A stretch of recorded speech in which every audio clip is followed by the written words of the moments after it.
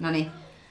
Nyt Niina tässä näyttää meille, miten me nukutaan täällä, kun me vältellään malaria-hyttisiä. Miten välttää myös vainoharhaisuuden jättätä tekemättä, mutta... Niin, Anni on sitä mieltä, että me ollaan turhamaisia tämän vainoharhan kanssa, mutta ei olla. No niin, eli meillä on siis tällainen hyttysverkko, mutta koska meidän katossa ei ole koukkua, minkä tämä voisi ripustaa, niin meidän pitää keksiä erilaisia versioita. Oona nukkui sillä lailla, että se viritti tän tänne ja tästä laittoi tätä päällensä. Joo, se oli ihan ok, mut peittää vaan pään. Mutta mulla toi rengas tipahti naamalle, joten mun piti keksiä jotain muuta.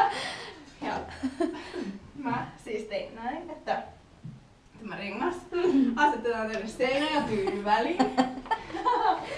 Ja sitten tästä verkosta laitetaan toinen reuna myös tänne väliin. Ja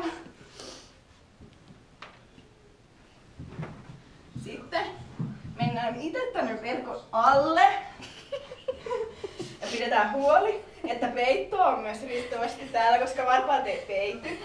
Ja sitten koska tämä roikkuu naamalla, niin on inhottua nukkua, niin kädet pitää aina jotenkin pingottaa tätä verkkoa, ettei tämä roiku naamalla. Ja kun kääntää kylkeä, niin sitä pitää pingottaa uudelleen.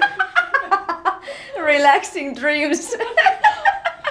No niin, eli tästä otamme kaikki opiksemme, että näin vältymme malarialta. Kyllä.